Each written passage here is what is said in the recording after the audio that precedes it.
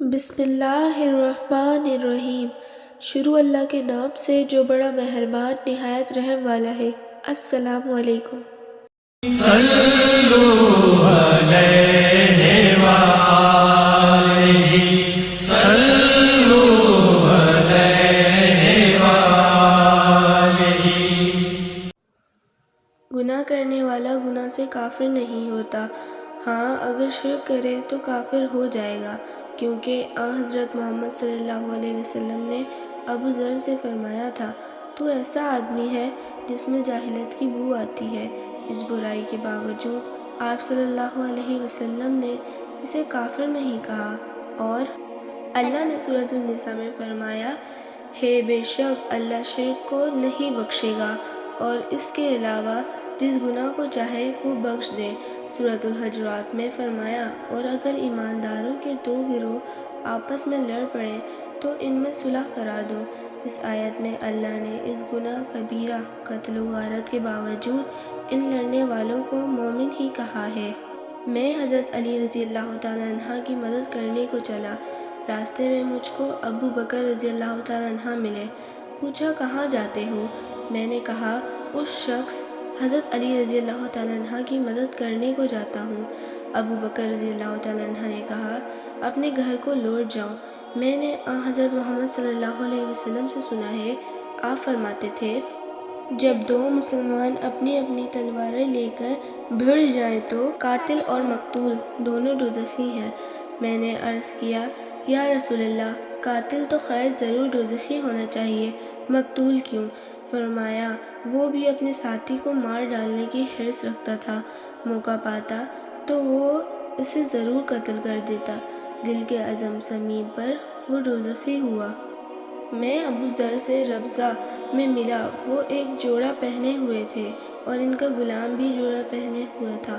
میں نے اس کا سبب دریافت کیا تو کہنے لگے کہ میں نے ایک شخص یعنی غلام کو برا بھلا کہا تھا اور اس کی ماں کی غیرت دلائی یعنی گالی دی، تو رسول اللہ صلی اللہ علیہ وسلم نے یہ معلوم کر کے مجھ سے فرمایا اے ابو ذر، تو نے اسے ماں کے نام سے غیرت دلائی ہے، بے شک تجھ میں ابھی کچھ زمانہ جاہلیت کا اثر باقی ہے، یاد رکھو ماتحت لوگ تمہارے بھائی ہیں، اللہ نے اپنی کسی مصلحت کی بنا پر انہیں تمہارے قبضے میں دے رکھا ہے، تو جس کے ماتحت اس کا کوئی بھائی ہو تو اس کو بھی وہی کھلائے جو آپ کھاتا ہے، اور وہی کپڑا اسے پہنائے جو آپ پہنتا ہے، اور اس کو اتنے کام کی تکلیف نہ دو کہ ان کے لیے مشکل ہو جائے، اور اگر کوئی سخت کام ڈالو تو تم خود بھی ان کی مدد کرو۔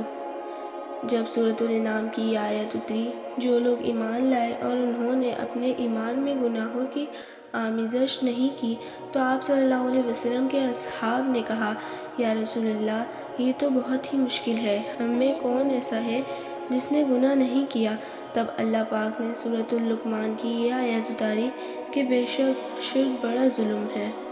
آپ صلی اللہ علیہ وسلم نے فرمایا منافق کی علامتیں تین ہیں، جب بات کرے جھوٹ بولے، جب وعدہ کرے اس کے خلاف کرے، اور جب اس کو امین بنایا جائے تو خیانت کرے، اور بات کرتے وقت جھوٹ بولے، اور جب کسی سے عہد کرے تو اسے پورا نہ کرے، اور جب کسی سے لڑے تو گالیوں پر اتر آئے۔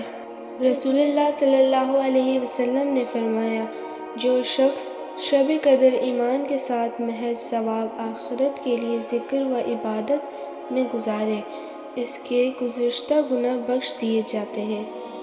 آپ صلی اللہ علیہ وسلم نے فرمایا کہ جو شخص اللہ کی راہ میں جہاد کے لیے نکلا، اللہ اس کا ضامن ہو گیا۔